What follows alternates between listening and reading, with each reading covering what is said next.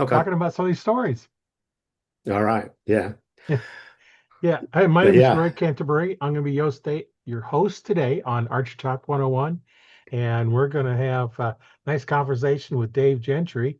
We've been around for a while and got lots of stories, and I'm looking forward to hearing some of them. So, Dave, how about if you introduce yourself and tell us something about you? All right. Yes. Roy, really appreciate the invite. Born and raised in Oklahoma. Uh, Wife and I and our two boys, we have two sons. We've lived in Arkansas for a spell too, but back in Oklahoma, and just grew up in a very sparsely populated area, and spent most of my years at the end of the dirt road on the South Canadian River. So ample opportunities to hunt, fish, just as I mentioned just in our previous conversation there, subsistence farming. Uh, and I've shot a stick and string all my life, ever since I was a little bitty kid, just fascinated with bows. Um, I'll tell you this little quick story to kind of describe the the flavor of the day.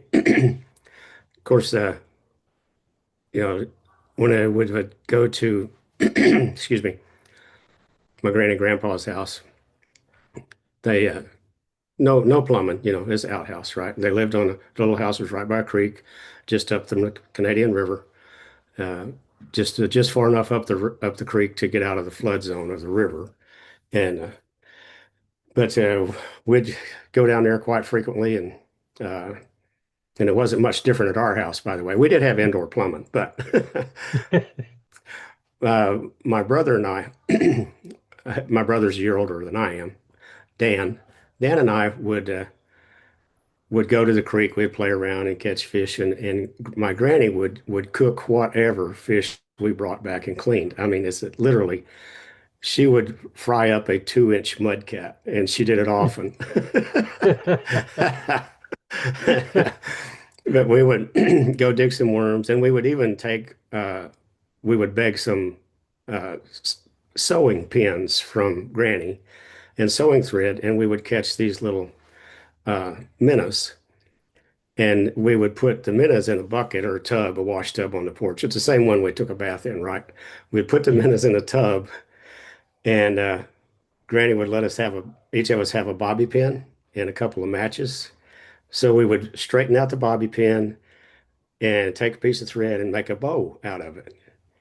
And we would scrape the sulfur off the matches, and that was the arrow.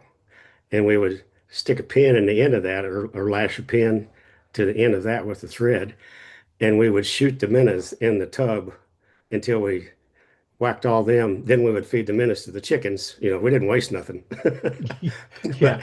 I mean, even like at 2 or 3 years old, just fascinated with archery, and have done it all my life and just love it.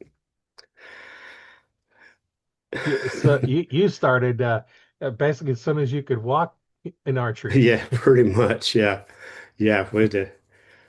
Uh, whacked a million grasshoppers as a kid, and quite a few as a Oh. grown up. That's good practice. Yeah, we're all still kids, and Yeah, yeah, it's kind of interesting.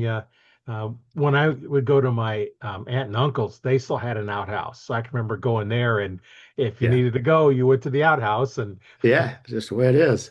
yeah, and a lot of your But campgrounds now, that's what you have. You just got, the hole that you go into, and some oh of them will yeah, have indoor plumbing, and some are just basically an outhouse that you go in, and yeah, yeah. It's just a latrine. They work fine.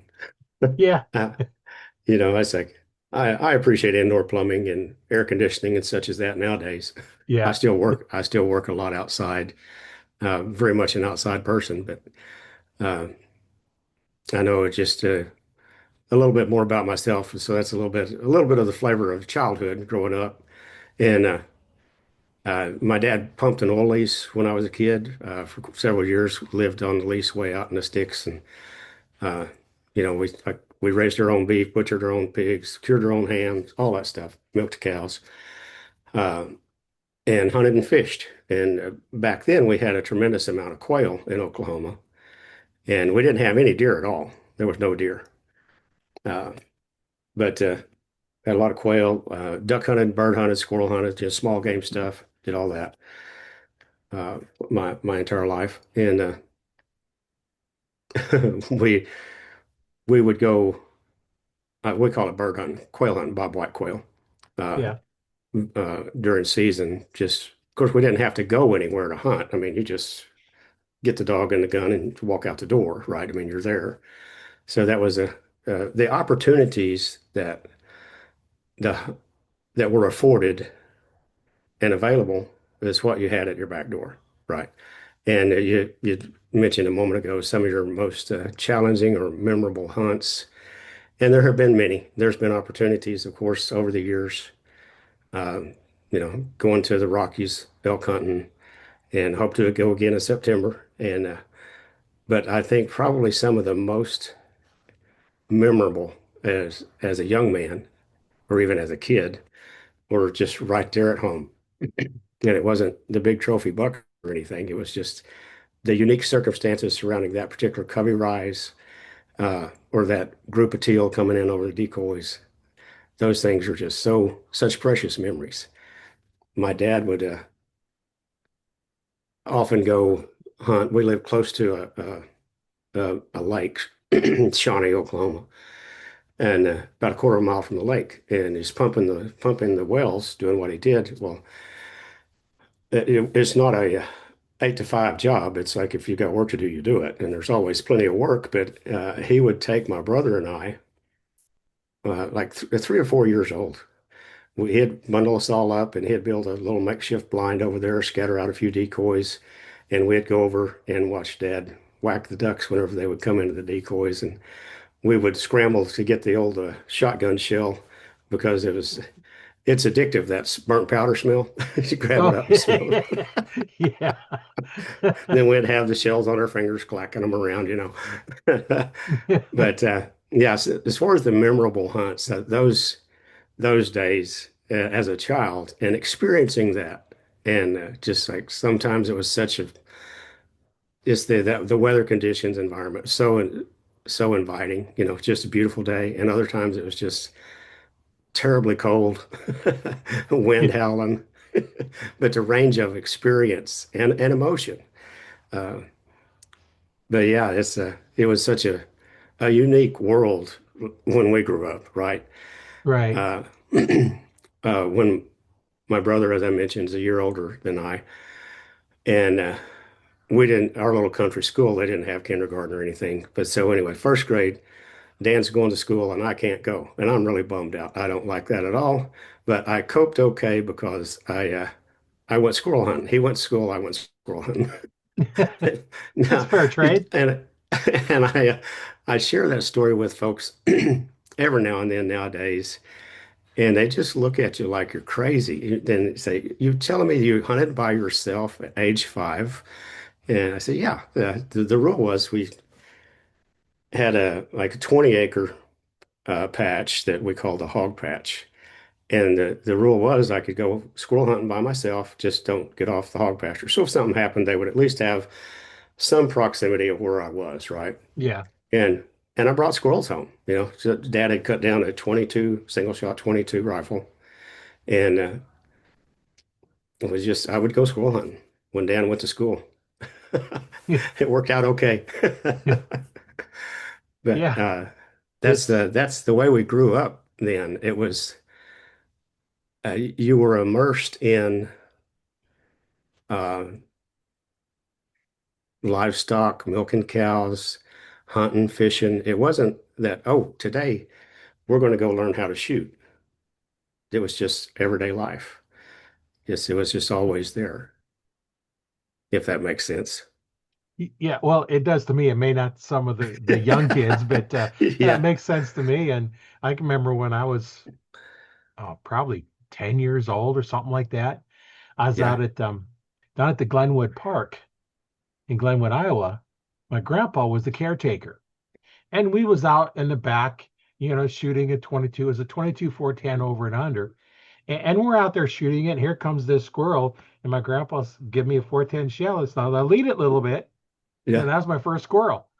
Yeah, there you go. See? I let it and I got it. I Yeah. was like 10, something like that. And, it's no big deal. And I remember in high school, we got a pickup truck and there's a gun rack in the back of the pickup truck. Absolutely. Ever And bird we'd season. carry our shotguns around in there and our rifles. It Yeah. was going out someplace for shooting a rifle. And there's always a shotgun in there. Yeah. Even when I was in high school, we shot 22s in the high school. We had a Yeah. range down there set up for it, and they had different tournaments we'd go to around the city. So we're a kid, we're carrying these guns around into the high schools, Yeah. and I was like, nobody cared. That was No, just normal. it was Um, absolutely normal. It's like the two gun, my brother and I would do that, have both shotguns in the gun rack, windows rolled down, doors not locked, you know. It's just, and the rule at our house was, mom and dad always told us this, if you keep your grades up, meaning A's and B's, well, every once in a while you can go bird hunting during school. So you can skip school and go hunting, right? But the rule was not only did you have to maintain your good grades, you got to take care of your responsibilities, as Dad always says. You work first and play second. right. And and but the other part of that was you have to let everybody know where you're going. Everybody being mom and dad and the principal at the school, and or teachers whose class you're going to skip, right? And anyway, we, we would do that. We'd let mom and dad know that said, okay, say this afternoon we're going to go bird hunting and tell them where we're going to go. But and I would go into the principal's office and he'd look up and say, "Hey, Dave," and I said, "Hey, Dan and I are going to go bird hunting." He said, "Well, your mom and dad know where you are and where you're going to be." I said, "Yes, sir." He said, "Well, good luck. I wish I could go."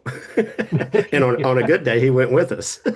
Oh, that's even better when you take the principal with you. Yeah, it was. Yeah, he actually got to go with us a time or two. It was really, really good, very enjoyable. But yeah, nobody worried about, a gun in a gun rack or whatever. It's just everyday It's stuff. just normal and I remember going out, pheasant hunting in places that it's all houses now. Oh yeah, yeah, Yeah, yeah. it's just all houses and the way things are growing, and so you got to go further and further Yeah. and then after a while I quit bird hunting because do all that walking for three birds, or I can go sit in a tree stand and get a big deer. Yeah, it changed here tremendously, and oh, mostly in the 80s, but in the late 70s it started the decline of the quail population. But especially in the 80s, and there's of course there's much conversation about all the whats and whys, but yeah, we have nowhere near the quail population here that we used to. And but the other side of that is with the deer, they transplanted deer. Oklahoma Wildlife Department. Uh, I remember very well the day the one of the game rangers, game warden, came out to talk to Dad and of course two other neighbors around there. So, as I said, sparsely populated. So to give you an idea, the square section, 4 miles around the section on which we live, that 640 acre section, there were two other houses on that section. Across over to the northwest, folks had a dairy. Anyway, very few people, right? Like you were saying, now there's people everywhere. But anyway, basically the story was it's like the game ranger guy came out, and I was really impressed with that fella in that green uniform. That's what I wanted to do when I grew up right then. But basically, the story went like, "Hey, we're going to try to transplant some deer, but if we bring them out here, you're not going to shoot them, right?" And Oh, uh, and of course, Dad talked with him a good while there, and Pop was always, in my estimation, a bit ahead of the game on being mindful of wildlife and wildlife management.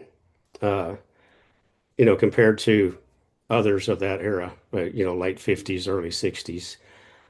Even back then, Dad would fence off 3 to 5 acre food plots just for wildlife, birds, deer, rabbits, whatever ate it. Of course, like I said, there wasn't deer at that time, but uh, and plant mung beans, milo, headgear, whatever, high gear, head feed, uh, just for wildlife is also always very mindful of management and uh, trying to take care of wildlife, supporting the wildlife habitat, the environment. But anyway, everybody around, they all came to terms. So that was in the early 60s. They brought two does, four bucks to this particular vicinity. And within 10 years, they opened deer season. It was just amazing how fast. Of course, now we have deer everywhere, Yeah. a lot of whitetail. But it was just really interesting to see that process as a kid growing up and watch how quickly when the environment and habitat and management is dialed in, how quickly a population can not only become sustainable, but it's to the point of being managed with hunting bag limits and so forth. It was really interesting, but yeah, so I shifted from archery and rabbits and squirrels and frogs and whatnot to bigger critters like whitetail. It's like that was fun. Yeah. Yeah, You get a little bit more meat with your shot. yeah, just a bit. So yourself, Roy, as I recall, I think you'd mentioned before, some of the ones I listened to that uh, you shot. When did you start shooting the compound, or did you stay with them much? Or I started out with a recurve like you did back oh in yeah, the that's all there 60s. was. Yeah, That's it all it was back was. then. Yeah, You had a longbows and choice of recurves. recurve or longbow, fiberglass or wood. Yeah, Um, right. and then you had your choice of aluminum, wood, or fiberglass arrows. Fiberglass Your arrows. bow Yeah. fishing was fiberglass arrows. You needed to wait. And it Yeah. wasn't until, well, the late 60s when the first compound was developed. You Yes. couldn't buy them. So it was Right. not till the 70s before they had any compounds that you could buy, like the whitetail Um, 2, the bear whitetail 2, right. And the old was a good one. Jennings compounds. Yeah. Yeah. And my brother had bought one, and that's the first one I shot. And then it wasn't until later in the 70s when I bought my first compound, and I've been shooting them ever since. I still have my first uh, recurve bow. It was a Do Ben you? Pearson fiberglass bow, a 25 pound, and I Yeah. wanted to use it for bow fishing. So it didn't have any way to fasten anything to it because it's just there. So I've done Right. a bracket around it to fasten the reel to. I can't even put it Yeah. in my hand anymore because my hand is quite a bit bigger than when I was 10. Oh, yeah. I know what you mean. But I Yeah. shot that a lot into cardboard boxes, and I don't use all the tip of the arrow. I'm using it as a reference, and doing all the string walking. I I heard that as like string walking, and I was just watching the Skinwalker Ranch, and I was like, okay, is this something? And then I actually I'm, interviewed a guy that does it, so now I understand how it's done. But one yeah. finger above, two finger below, draw back, look at the target, and then shoot. I never Yeah. reference off the bow. I figure if I'm going to reference off something on the bow that's inconsistent, I'm going to put sights on Uh, exactly. Yeah. it. I'm with you. That's I was just the same. It strikes me the same way. Of course, it's like we grew up doing it different. It's like you want to shoot that, well, look at it and shoot it. Yeah, Just just do it. Like and nowadays a lot of people kind of poo-poo the idea. Just like, well, you just it's like throwing a baseball. You don't aim a baseball. You just rear back and chunk yeah, it. Yeah, yeah. and it's just muscle memory and practice and repetition and just do it. And I think the other part of that though is. Uh, for folks like us in the era that we grew up in uh, versus what I see so much today, and this is also uh, in in rifle shooting. I've got quite a bit of my whole family's more or less consumed with shooting sports of one form or another, right? But anyway, I'm in the process of building a 500-yard range at my house. Just almost got it done. But anyhow, uh, the mechanics of that, and it's Uh, and I'm not a long range shooter. I enjoy it, but it's, dinging something out there 800 yards or whatever. But I'm not the guy that's going to chase a half inch at 1,000. That's not. I'm not interested in that. I'm not interested. That is a whole nother world. But the contrast between the way I pursue archery versus shooting the rifles, it's a very mechanical, methodical process to shoot that rifle at range. what I really love about archery is the very fluid flight of the arrow. You just look at what you want to shoot and you go. Yeah. Yeah. Yeah. I love that arrow flight. Yeah, and I don't know about you, but when I pick up a recurve, I instinctively shoot it. I look where I want it to go and I shoot. When I Yeah. pick up my compound, I cannot shoot a compound instinctively. It's a Yeah. different I weapon. can, My mindset changes. well, So it's I'm the drawn mechanics back of on it. anchor point, pins, the peep, all Yeah. that kind of stuff, because that shot that so much that way that when I pick up my recurve, because I have a 40-pound PSE recurve that I have as well. So, uh, Yeah. you know, it's a little bit, and I shoot that. I got it set up for bow fishing as well. I Yeah. shoot that completely different because, well, one, you don't have time to aim with a fish. They're Right. there Yeah. and they're gone. So you draw Yeah. back and you have to hit the anchor point and go. There's Hmm. no holding and aiming with it. It's look at the Yeah. target, draw back, and go. Yeah. Um, and with a compound, I can't do that. Just like when I grab a handgun, I shoot it differently than a rifle, shoot it differently than a shotgun.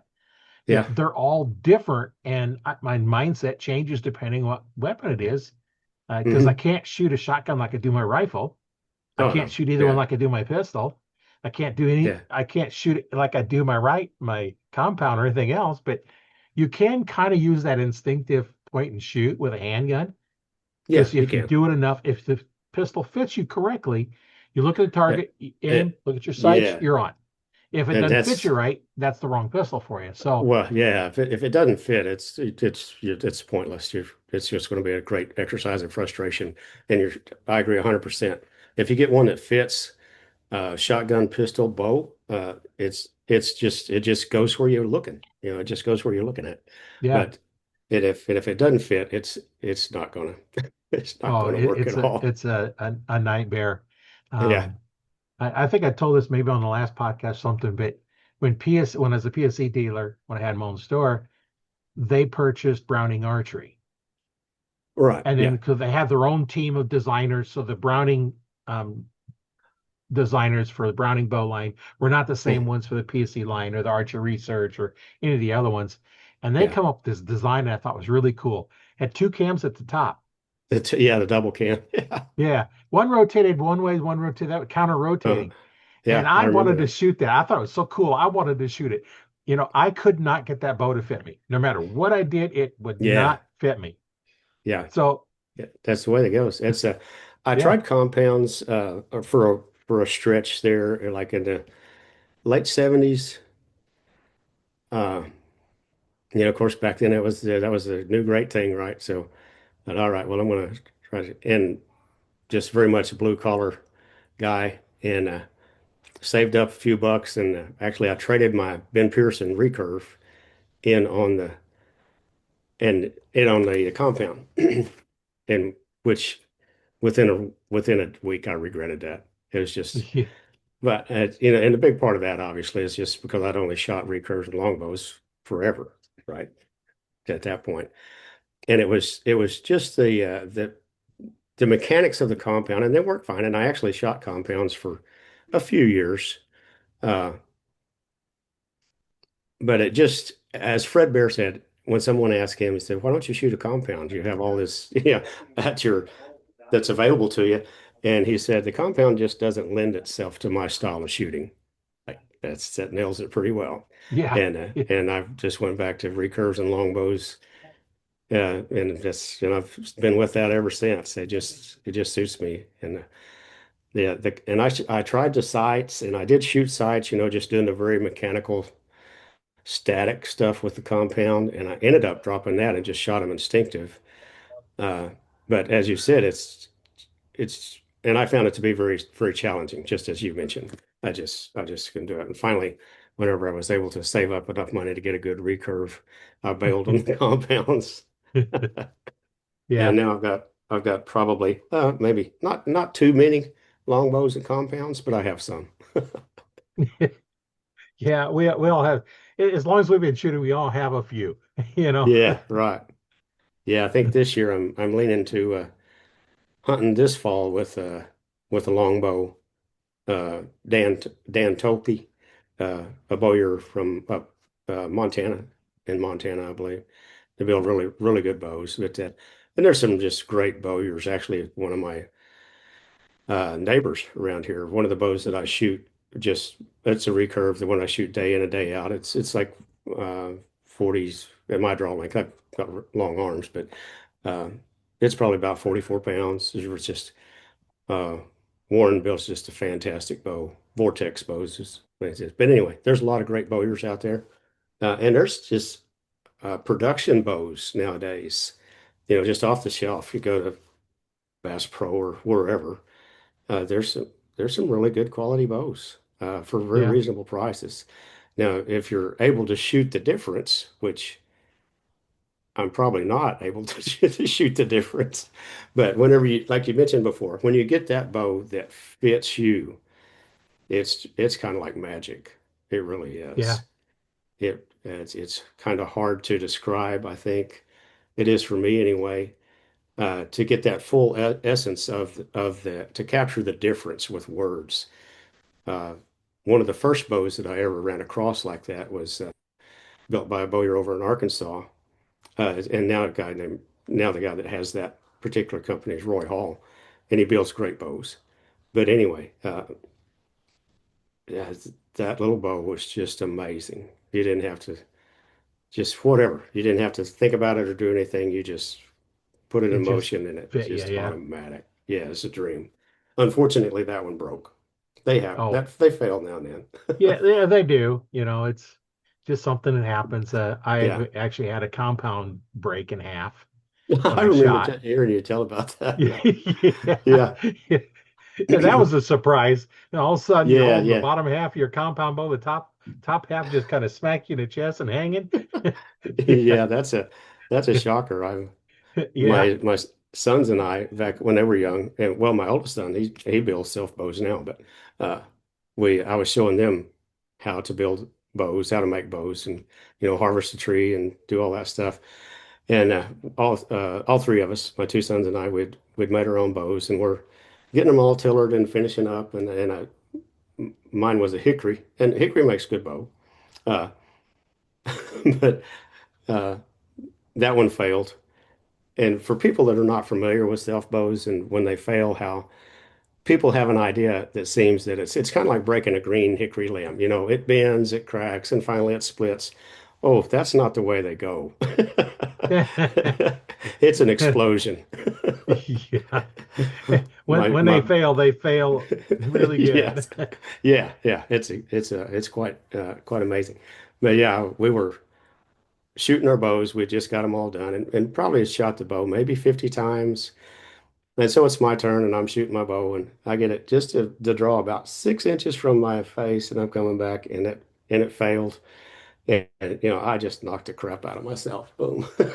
Yeah. And of course, both my sons, they're teenagers. They're dying laughing, right? This Well, is yeah. right. But yeah, good times. It's good Yeah, stuff. they can be dangerous when they fail. And Oh, it um can. Yes. one Yeah. of the things I always tell archers that are, shooting compounds and using a release, I always start them off with a wrist strap, just because it's safer than handheld ones. Those, if Yes. you don't know what you're doing, you're gonna smack yourself. I had a friend of mine, he's talking all the time. He went to a release because he used to shoot fingers all the time. Got a new bow and a little bit shorter, and yeah, he wanted to go to release. And I told him, "So when you get ready to draw, put that finger behind the trigger." And he says, this thing failed. It smacked me in the mouth. No, it didn't fail, because Yeah. I didn't give him a cheap release. Um, I gave him a good quality one. I think it was a Scott release, and they make really good Yeah. releases. I says, Oh, you yeah. pulled the trigger when you drew back. Yeah. Well, no, I Yeah. didn't. And then other friend was like, yeah, guaranteed you did. Because what happens Yeah. if you don't put your finger behind the trigger, as you start drawing back, you start making a fist and you end up Yep. pulling the trigger. Yep. And And it's mine is so short because I have it right at this first joint, from yeah. the hand out, that first joint. And so I have to really stretch, I put a mark in my finger because I have to really stretch back, draw back, Hmm. anchor, then put it over and relax it on it. But um, when you get a handheld release, The problem with these handheld ones, like this, there is no place to put your finger behind the triggers. Once you cock them, they're there, and the trigger back here, Yeah, I got to push pretty hard because I got the hardest trigger string in there. But when you put it into your hand, it don't take much to make a little fist and make it fire. So you got to right. remember pull back your thumb off the trigger, and then when you put it on, if you're going to let down, you got to take it off, and then the hinges. There's nothing. It's just a twisting that twists Right. back a Yeah. little bit, fires it. So you got Yeah. to Just a remember to put a pivot. lot of pressure on the index finger, let it go forward, to let down. So that's why I never recommend them for beginners because that's Oh just yeah. too Yeah. It much has a work. very, So very use one specific like technique. this, wrist Yeah, strap. exactly. I like the ones with the little hook on them that when you Yeah. pull the trigger, it opens up instead of the Right. jaws because I Yeah. can hook this on my loop without looking at it.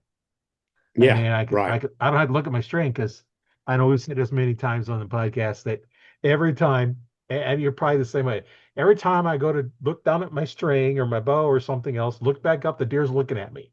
Yes, exactly. I've done it, and over the years, it's like I've gotten my stuff refined to where I don't have to look at it. I don't have to look at anything because I've had the same thing happen. It's like you look down, you look back up. Oops, I got caught. Yeah. But if you never look down, then they don't look at you.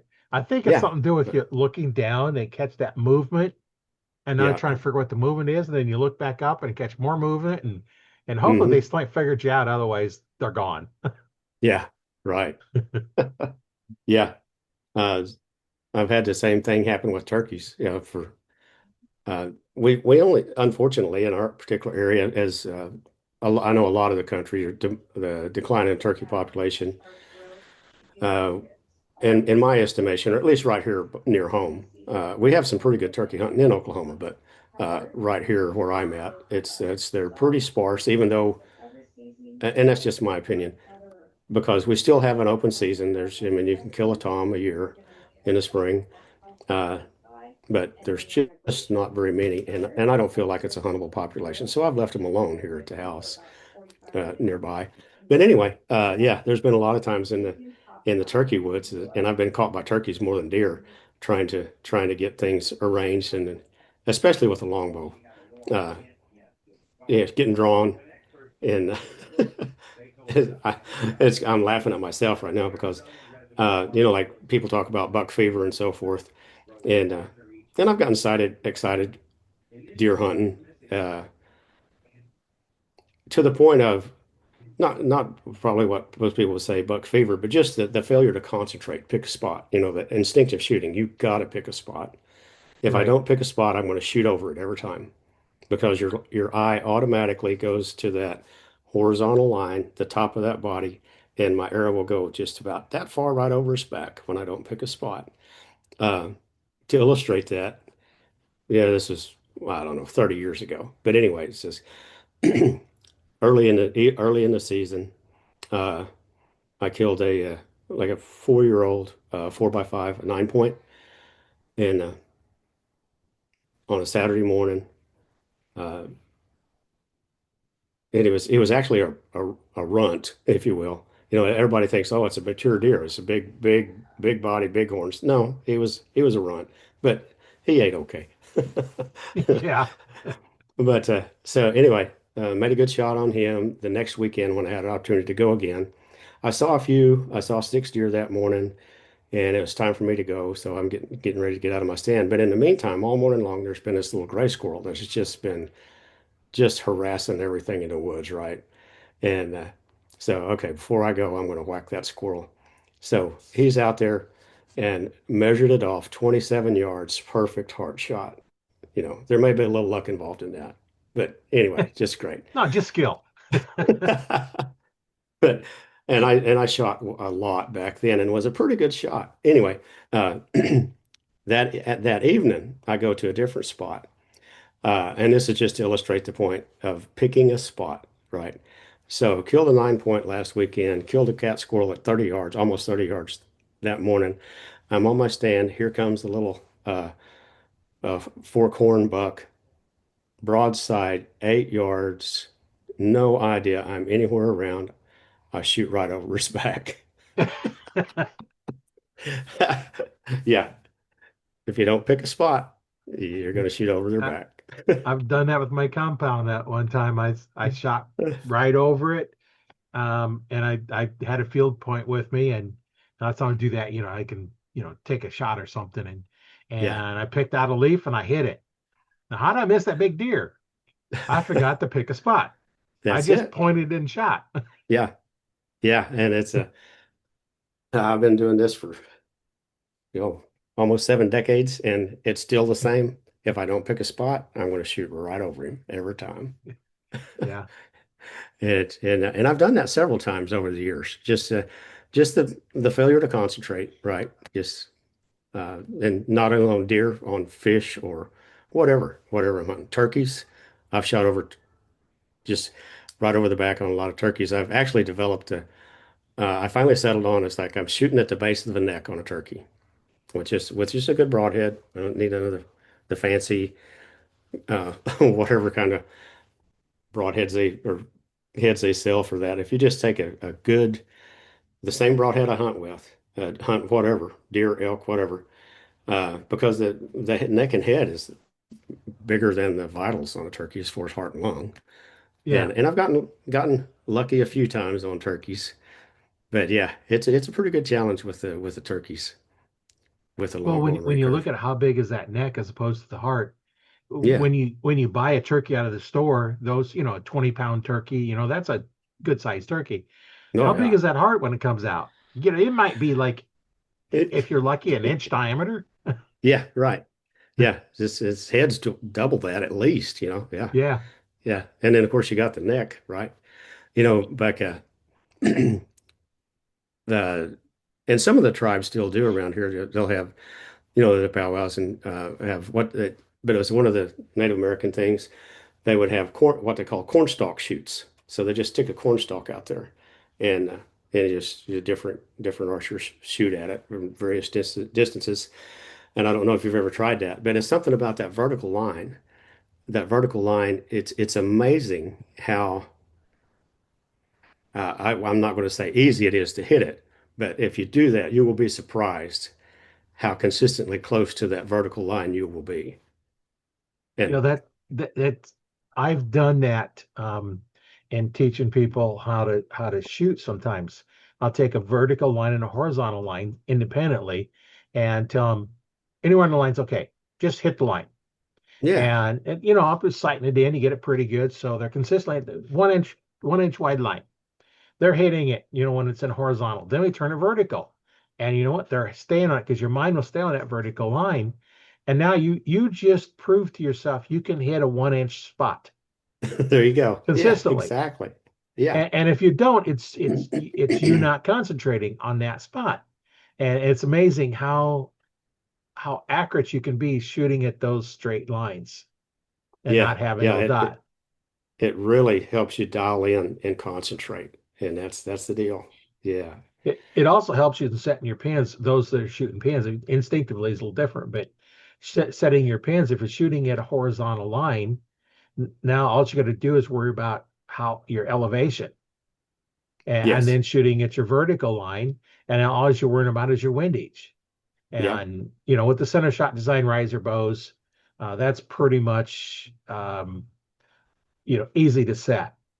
Because yeah, I have a laser that I put onto the sight and line it back up with the string, and then adjust the sight left and right until the tip of the arrow is in the same line. Now your left and right is set perfectly. oh wow, that's And cool. then to set your pins, look at the string to the tip of your arrow.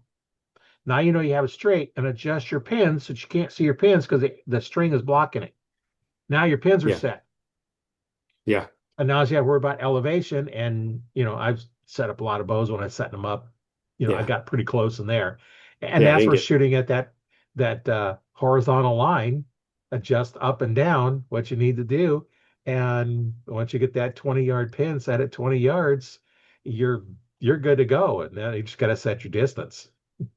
yeah, yeah, that's As long good. as you're not canting your bow over that, when you have pins, if you're canting your bow over as you move the higher pins, now you're moving over to the side. And one way to Yeah, check that is to take your 20-yard pin and shoot at that spot. Shoot the same spot with your 30-yard pin, your 40-yard, 50-yard pin, whatever you have. And that should go in a straight line up and down. Right. You should be able to put a level on them and it go pretty much basically, take the average where they're at, and it should go straight up and down. If it doesn't, you're canting your bow over. Right. and, Yep. and that's where the levels come in. I don't even use my level anymore because so many times I know what it feels like when it's level. Well, yeah, And yeah. now when you get Muscle standing on a memory. hill, that's a little different because you're in a weird position, but you still know Hmm. what it feels like when it's level because you've Yeah. done it so much. And when Yeah. I was doing It's it that just, time, when I learned, I'd look at the level and I wouldn't look at it after that, and take my shot just like, okay, there it is. It's on. yeah. And then I'm not even sure how many of my bows even have levels on them, but uh, Yeah. Yeah. with traditional equipment, you don't have those things on there. So, because right. it comes off the same spot each time, so you can almost lay the bow down and shoot sideways or any way you want because it's all the same reference point. You don't have sights. Yeah. Yeah. So, That's you. and you see a lot I've of archers actually, will bend over a little bit, helps hold the arrow on the rest. yeah. Yeah. Uh, the, that level and having the pins in line and all that stuff. Actually, that's why I failed it shooting sights way back where because I just always grew up and they just always cant your bow, right? It's just always canted. So, uh, and it's you get your both eyes are field of view, and I think a whole lot of this, uh, or at least from my perspective, came from just growing up doing what we did, bird hunting, duck hunting, lots and lots of wing shooting, right? So, as you mentioned, how you shoot your shotgun versus rifle and so forth. Uh, and after you're comfortable with that shotgun on at wing shooting, it becomes very much an instinctive process. Uh, Right.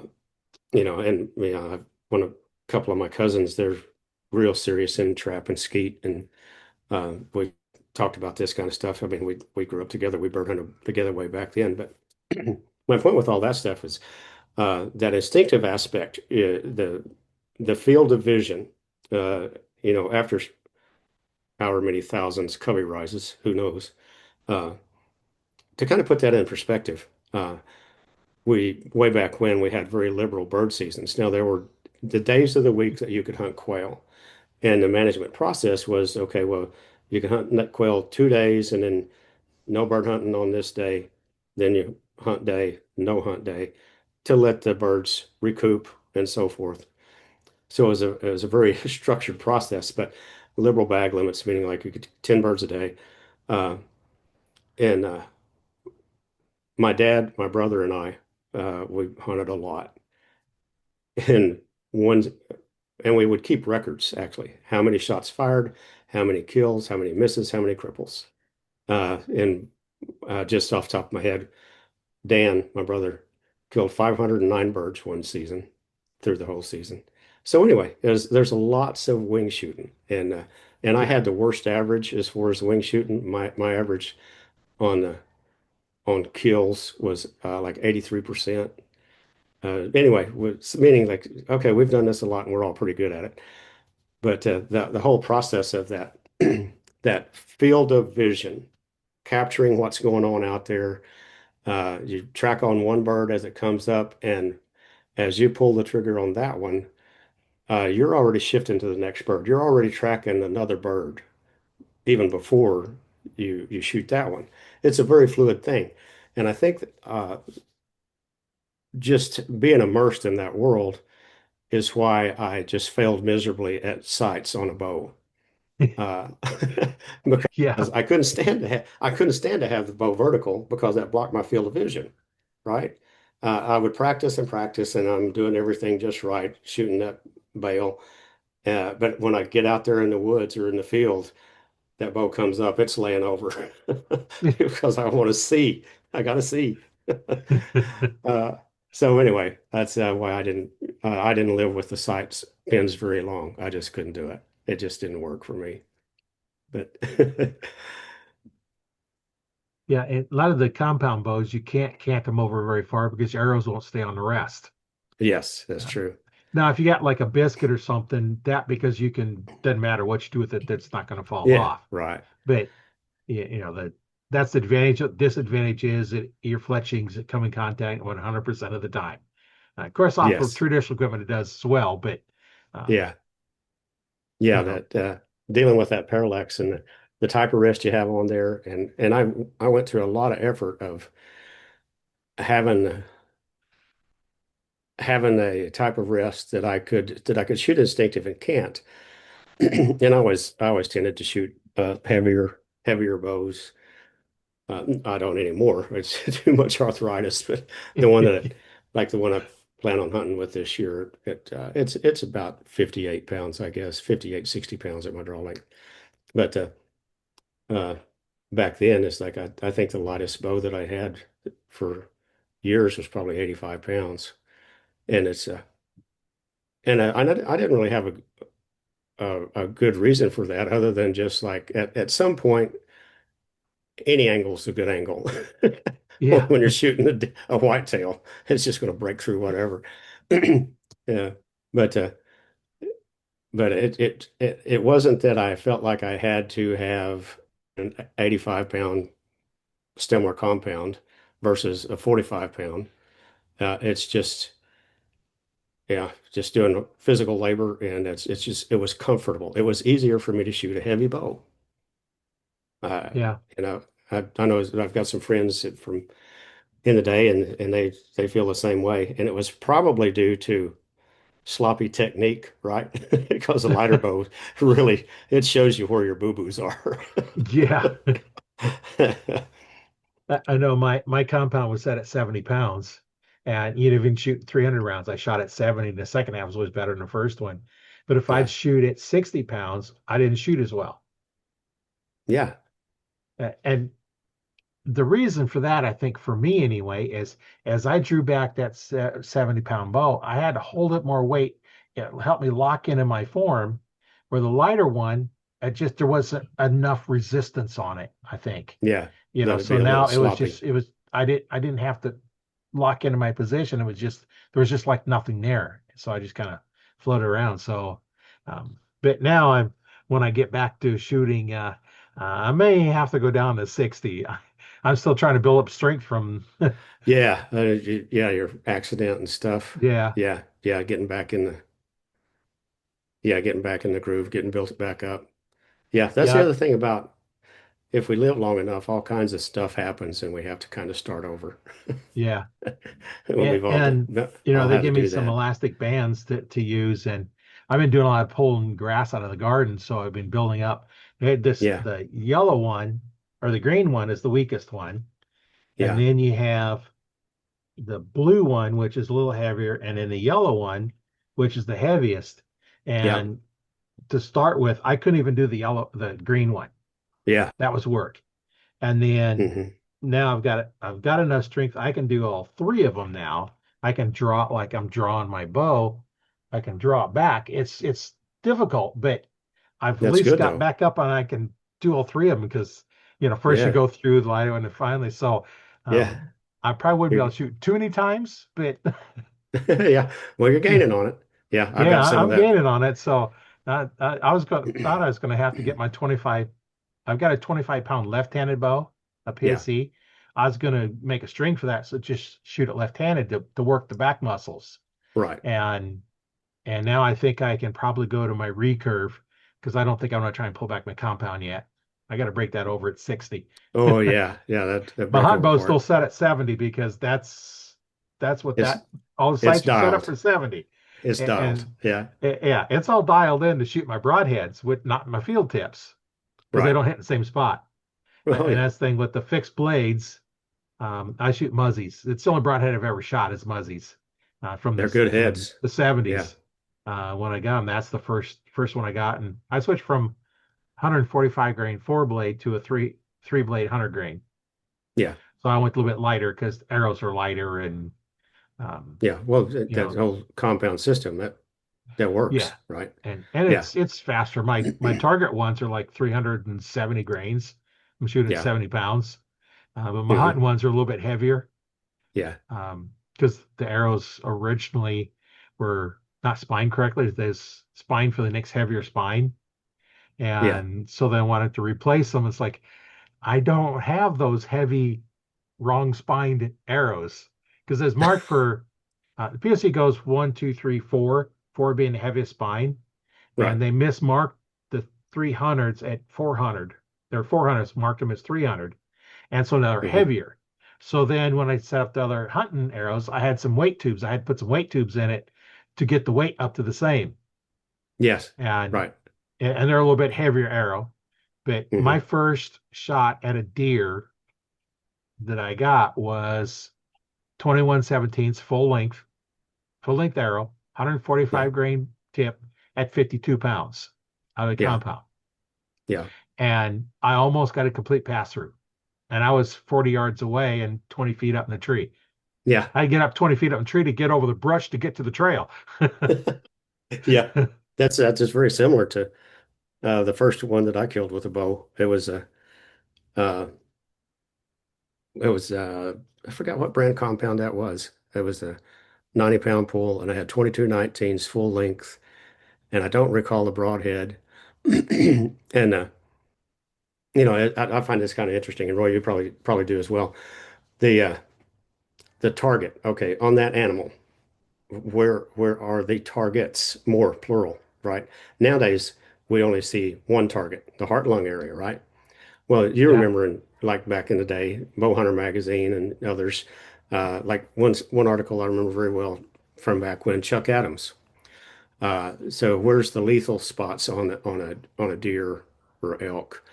Uh, it's like the jugular, obviously the heart, lungs, renal artery, uh, arteries the around the piriformis, the hips area. Anyway, all the places that you can kill a deer very effectively and just end it all really quick. Obviously, it's a small target, but if you can hit it, well, go for it. But anyway, on that particular deer out of that compound, it was 46 yards, and I shot better back then. I don't shoot at them that far now, but it's very calm. Pull it back. I had the target right on the hips, and it was a pass-through shot, believe it or not. Broke both right at the top of the femur, his broadside, broke right under the ball, broke both hip bones, and it just hung on the bone. The fletching of the arrow hung on the bone on the outside. Now, obviously, that's a lot of mass going really fast out of Yeah. a 90-pound bow. But anyway, to the point I mentioned a while ago, it's like at some point, any angle's fine with a whitetail. But yeah, it's very similar to what your story there is. But yeah, I was quite proud of that one. That was the first whitetail I ever had taken. Yeah. I had one, I've told this a couple times, but I drew back on the deer, and that pin was right behind that shoulder, right where I wanted it to be. And I shot, Hmm. and we tracked it for a while, and we finally found it. I hit the artery by the back leg, by the hip, Yeah, the femoral and it was femoral walking from my artery. left to my right. Hmm. And that's when I discovered I have a little blurry in my right eye, because I seen two Ah, sets of pins. I had yeah. operation on my sinus, and then they took the eye out of the socket, and that gross stuff.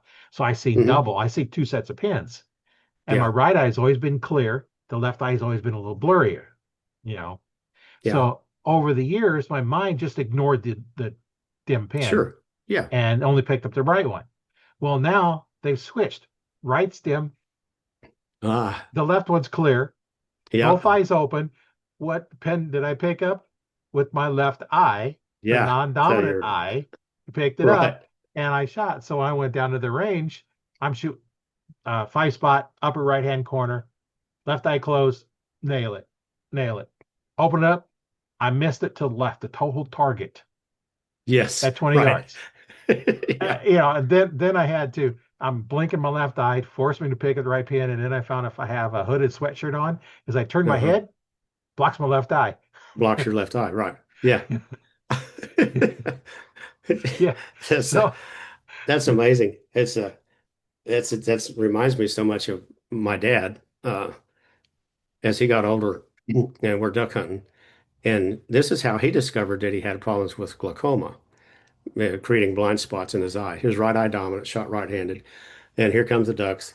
And I asked him, I said, Pop, why didn't you shoot that duck? And he said, when I put my gun up there, you're seeing them come in. Everything's just fine. You're getting ready. You swing up. And he said, just as I line up, it disappears. He couldn't see the duck. It was just gray sky, the cloudy, day, overcast day, great duck hunting weather. So the weather was really miserable, right? Yeah. And he says, I got a blind spot. So anyway, that was obviously concerning on that duck hunt morning. But anyway, he went to the doctor, got checked out, and the glaucoma had caused blindness, spots, and he lost his ability to shoot right eye dominant. Well, he was not ever one to give up. He learns how to shoot left-handed at like 64 years old, right? Yeah.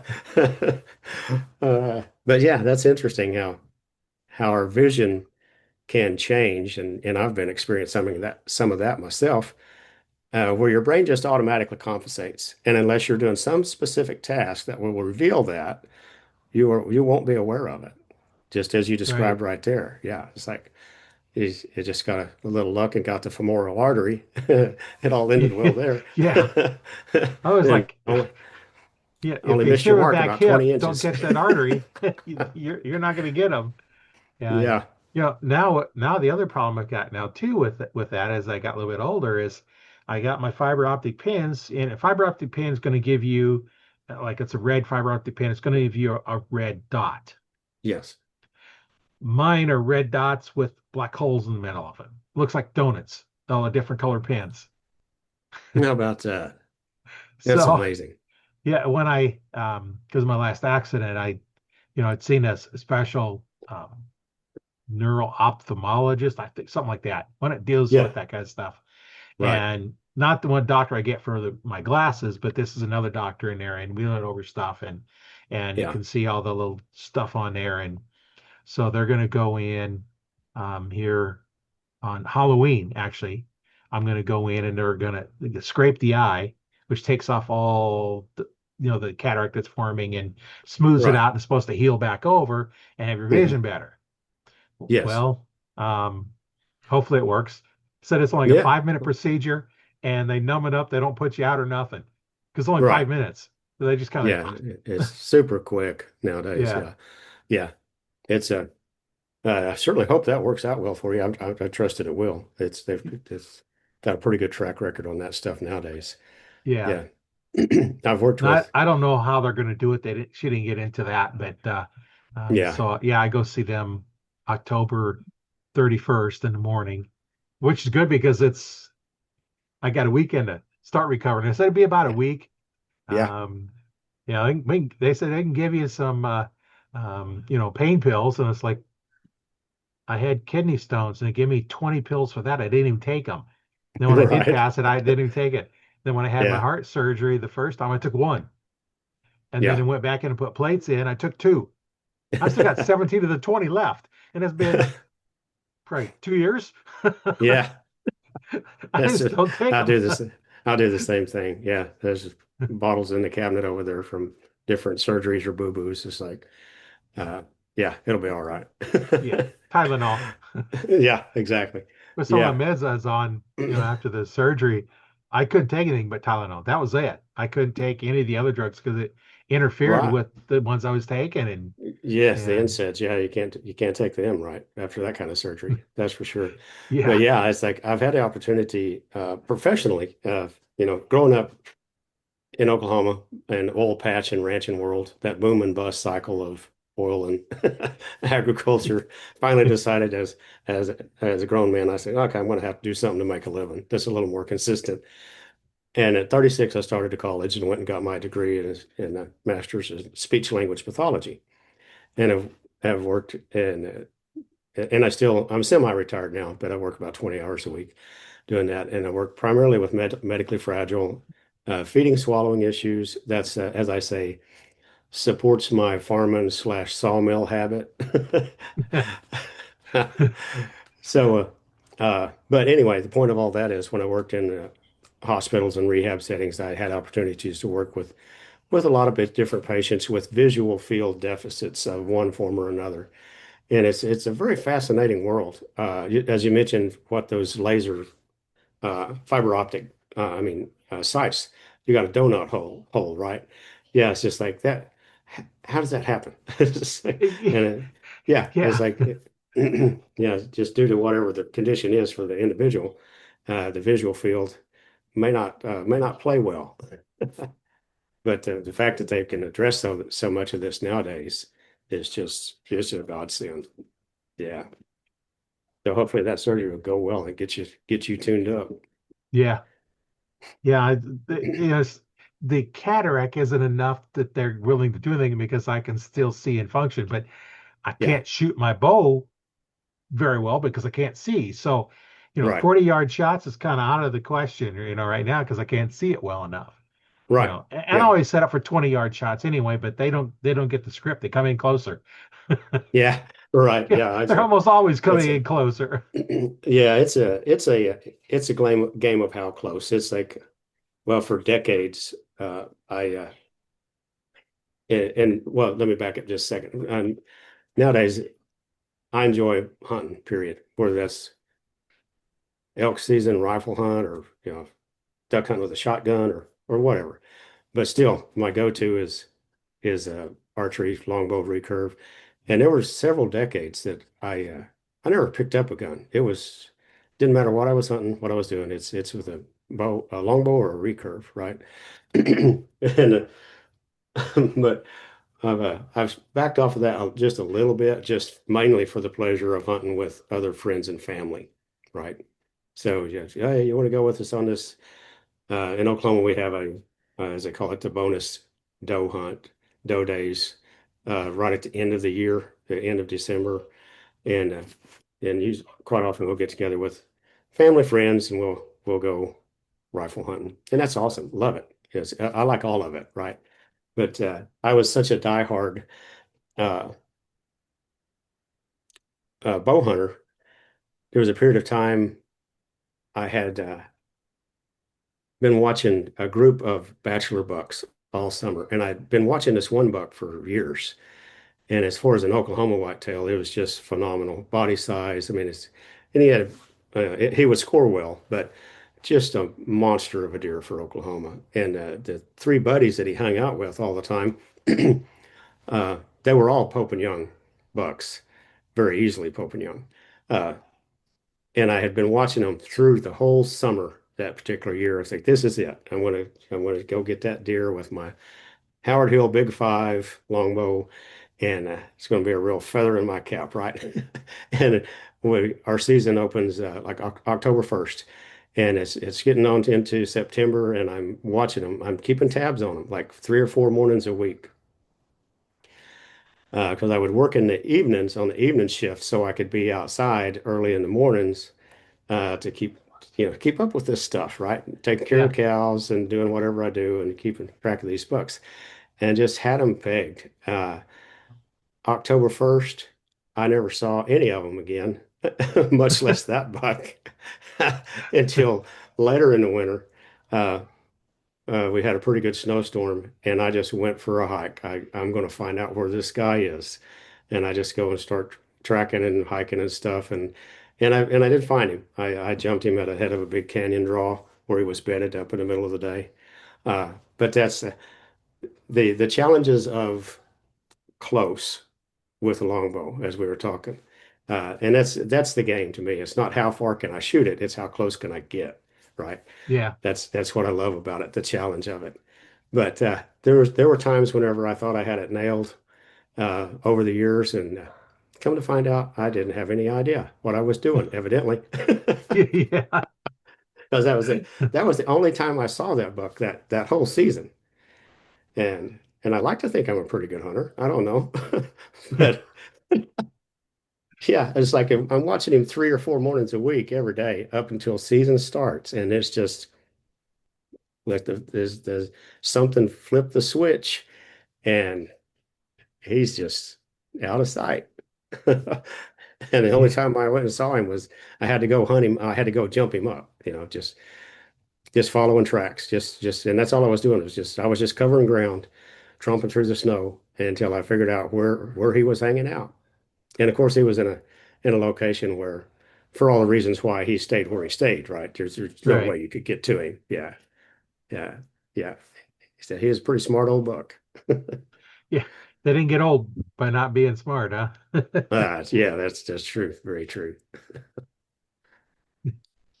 So yeah, there's been a lot of memorable hunts. I know our time's about up, or at least my time's about up. But I'll share this one with you. And this is kind of a little bit of a twist on a very memorable hunt. It's very memorable, but there's so many, as you and I have. We could talk Yeah. forever about it. But this particular hunt, and actually it's on my Facebook page, which I don't do a whole lot of stuff on social media, but the picture I have on my profile is me with a turkey with a recurve, right? Well, this is not necessarily such a hero statement. I've been fortunate to whack a few turkeys uh, with a bow, but this particular one was a good bit of a fluke, right? So anyway, I'd been hunting a group of birds for a while, and had them pretty well figured out. I get over there and I get set up and I get a little blind spot kind of range and stuff. And there's a group of toms that come around there. The hens were off out in front of me. I'm at the head of a draw, and this is in Oklahoma, kind of at the edge of the Great Plains area. You know, it's a lot of open country. They're Rio Grande as far as the variety of birds, and they're talking pretty good that morning. They're gobbling a good bit, you know, and I'm calling every once in a while, and they actually finally work their way around to the head of the draw where I am, and they come in behind me. So, and I'm getting pretty excited, man. They're right here, and they walk like within 6 feet of me, going around me. I mean, they're just like right there. Well, of course, I can't move. They all got me pegged, right? And I wait till they get off out there in front of me a little bit, and I'm just in the edge of a blackjack oak brush, where it kind of breaks out into a sagegrass field. As they get out under the edge of those blackjacks from me, about 20 yards or so, I finally see an opportunity for this on this one that I can draw. And as we were talking about earlier about picking a spot, it was a total fluke. It was just this turkey's day to die. He reached the end of his string. Time was up. I drew back and failed to pick a spot, and my arrow was going right over him. My arrow hits the blackjack limb and diverts it downward right through the base of his neck.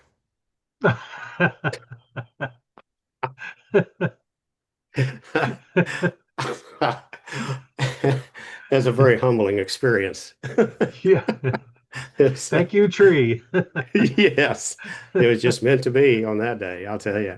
But you know, of all the other, you know, hero pictures, fishing, hunting, and all the good shots and stuff. But I chose that one for my Facebook page just to remind me, you ain't all that great. There's a good bit of luck involved in this whole Yeah, thing. you cut that little And I, branch off and then have that there with your bow. And it's like, okay, I got arrow in this, got the turkey. yeah, yeah, it just went pop. That's good. I've hit branches, and of course, it sent it off where I didn't Oh want it to yeah. go. Well, And I have too. It never ended well before. That was the only one. I had one. I shot at this deer, and I heard this big old smack. I thought, sure enough, I got it. Got down. No, my arrow's stuck in a tree, about a 1 inch diameter tree. I have. It split it and stuck in that tree. And of course, I just Yeah. cut the tree, the branch, and got my broadhead back. But yeah, that was I got a tree I didn't see. Yeah. I've done the same. I've killed a few trees too. Fortunately, that one Uh, I could cut a little bit of it and get my arrow back. But yeah.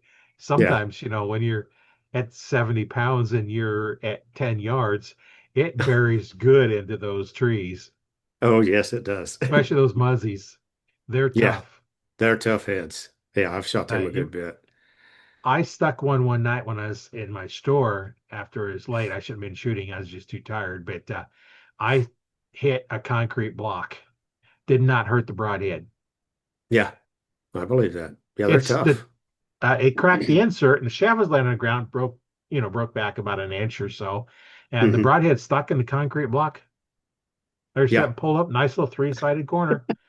Those points on those muzzies are, well, they say bad to the bone. Yeah, they are. They are. Yeah. I've Yeah. shattered bones, and it don't care about bones, No, they except don't. that one on the shoulder. There's that one spot on the shoulder, the front shoulder, that you ain't getting an arrow through. Yeah. The three blade's hard to get through that. The the but Muzzy's just a great head. They've been a good head. High quality steel. And I know, yeah, I'm sure you've kind of paid attention to the archery market world, probably more so than I have. But the other part of uh, my background is like by trade, I'm a machinist. Uh, I worked in a machine shop for a long time and familiar with different steels, alloys, hardnesses, and stuff. And it's one of the things that's just between you and I, as far as the consumer of archery products, broadheads in particular, there are very few broadhead makers that will state the hardness level of their broadhead. So what is the quality of this steel? Well, the unique measure of that is the hardness level, Rockwell testing, as they call it. Yeah. And one of the few is cutthroat broadheads, and they make a really good broadhead, uh, and they're tough, and it's kind of like that. Well, you shoot that, and you can just, and I like to sharpen my own heads. As far as that goes, it's just sharpening is just a skill that I learned as a kid. Dad taught me how to do that stuff, or to sharpen a pocket knife or whatever. Uh, but I'll, one of the things I have discovered that, which is obvious, I think, if you think about it, but I didn't think about it. I would didn't have a lot of disposable income. I'd buy like a half a dozen heads, and I would practice with those heads. And of course, whenever time to hunt, I sharpen those heads. Well, as you sharpen them, right, your metal's going away. What you start out with, a 200 grain head, which is what I shoot.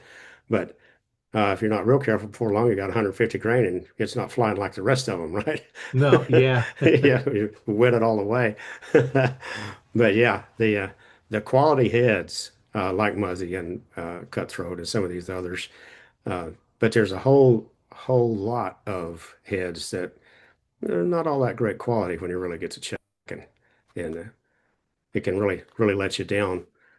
I've had to like these heads I shoot now. I'm not at all concerned with, and I tend to shoot heavy arrows. But total arrow weight 650 grain. That's a heavy So arrow. if I, if that deer's quartering to me, that's fine. It's going to go out the other end. That's, it's going to go through the bones or whatever. But I've had experiences in the past where I shot that leg bone in the front, and it just curled the end of that broadhead over. Yeah. Deer runs off, and of course it's not a lethal hit. The deer survived, but uh, the point is though that's not the way we want that to work, right? We want No. that broadhead to stay true and go, yeah, quality steel. So yeah, it's a really need to pay attention to what's on the end of our arrow. That's for sure. Yeah. Yeah. There's something to be said for that. And shooting the muzzies, carbon arrows and a three-bladed one. Yeah, Before I knew, how to shoot and how to set the bow up. Um, my first bow, I drew it back and she said, well, how's that? It's like, oh, okay, it's 32 inches. I'm yeah. 29 and a half. Oh So, wow. of course, having a big, heavy coat, I shot this deer and it hit my coat Yeah, right. and Yeah, you're way it, extended. Yeah. yeah, and it hit it in the back leg. It still passed through. Uh-huh. It shattered that bone and I still got it, but it didn't run off. It's like, why didn't that run off? Later on, I found it, and you can see where that muzzy broadhead hit the bone. You can see the little chip in there, Yeah. and it shattered the whole bone. The bone is in like 3 or 4 pieces. Oh, just crush it. It Right. just took the section right out of it. Right. Of course, I was shooting 70 pounds, but I hit my arm, so who knows what the equivalent of there. But Yeah, right. But still, yeah. that's why I shoot 29 now because I can wear my big heavy coats and I don't hit them. Yeah, right. Yeah. It's that draw length puts a lot of energy. I shoot about 31 and a half inch draw. But yeah, having the that broadhead is capable of hitting bone and surviving and doing its job. You can't beat that. Yeah, if Yeah, you're, and I've seen so many that I've dug broadheads out of them that have been shot and hit. There's one I dug out of that. It had a weird rack. The one side was yeah, kind of normal, and the other side kind of got flat. Well, when I'm cleaning it, I was like, my knife hit something metal. Well, somebody yeah, hit it with one of those cheap broadheads that basically just curled over. right, It didn't even hurt the bone, and it didn't hit anything vital because it was right there in the back strap. yeah, And you got a pretty tough shot in order to take that spine out like that. yeah, yeah. And You got to have some energy to do that. yeah, Yeah, it's, but yeah, I'm like you. I've just over the years processing my own deer and well, whatever critter it is, just find all kinds of things. Not just projectiles from like bullets or arrows, but end of a broken tine, yeah, stick stobs, whatever. Life's rough out there for those critters. yeah, But yeah, there's uh, one of that I cleaned one time. Uh, this whitetail had four different uh, projectiles that had two 22 long rifles in a hindquarter. Actually had a 12 gauge slug in the other hindquarter, and I don't know how far did somebody have to be to lob one over that just went into the muscle tissue a couple inches. I don't know. That was a puzzle to me. And then one of some other caliber. That poor old deer had a heck yeah. of a life. But Well, and yeah. and you should never find a 22 long rifle in a deer because it'll never kill it unless you happen to hit it in a perfect spot. Oh yeah, it's a neck shot. Yeah, or ear. Yeah, Yeah, through the brain. yeah, Yeah. yeah. You Yeah. could do it there, but here in Yeah. But Nebraska, you in can the do body, yeah, no. yeah, you can use 22 caliber as long as it has a certain amount of velocity and power. Yeah. So you can shoot your 223. Yeah. And I like the 224. I think you could probably shoot that one too, but 22 long rifles, yeah, those don't qualify. Those are rabbits, squirrels, and stuff like Yeah. Yeah. that. That's squirrel. And Yeah, squirrel hunting. it's crazy what you can find in them. And trout, fishing for trout. I've heard people tell those pieces of glass, bottle tops, the pop tops, Oh yeah, yeah. all kinds of stuff. Anything shiny, they're going to go after. Hmm. Yeah. Uh, yeah, it's all about placement. There's a guy that I knew years ago that is and he was very much involved in the well, hunting and fishing, but not only that, but just in the wildlife world. But anybody was talking about what's the best deer caliber, or what calibers kill the most whitetail, and his comment was always, well, it's probably not on record, but a 22. It's where you put it. Yeah, I know a guy that runs a uh, well, it's an outfitter, but anyway, he sells hog hunts, right? It's down close to the Red River, and his gets people from all over the place to come in. He's room and board, and it's puts them up for how many days they're going to hunt, and it's all set up in blinds, bait stations and so forth. Typical hog hunting in Yeah, that regard. Uh, and his go-to is a 22 long rifle, and of course, growing up on the farm, butchering their own hogs and stuff. I couldn't begin to tell you how many hogs I've killed with a 22. You just shoot them right behind the ear, or just right between the eyes.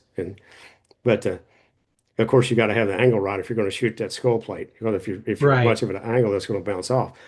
But he said, "Oh yeah," he said, I get people set up and show them exactly where to shoot and drops them right there in their tracks, and life is good." He said, "Now if you're going to shoot them in the body, especially a big old boar with that plate, yeah, you're not even going to begin to penetrate that plate. But if you if you shoot him where you're supposed to, 22 works great." Yeah. Uh, I don't know for me, shooting going after hog with a 22 is probably wouldn't be my first choice. well, yeah, Um, if especially if I'm on the ground out there with him. yeah, I want something a little uh, more stopping power. Probably I would take, I don't know, maybe like a 308 or something. Yeah, I definitely have my Uh, 44 mag as a backup. oh yeah, yeah. You always got a sidearm backup for sure. Yeah, Yeah, 44 minimum 357. Yeah, yeah. yeah.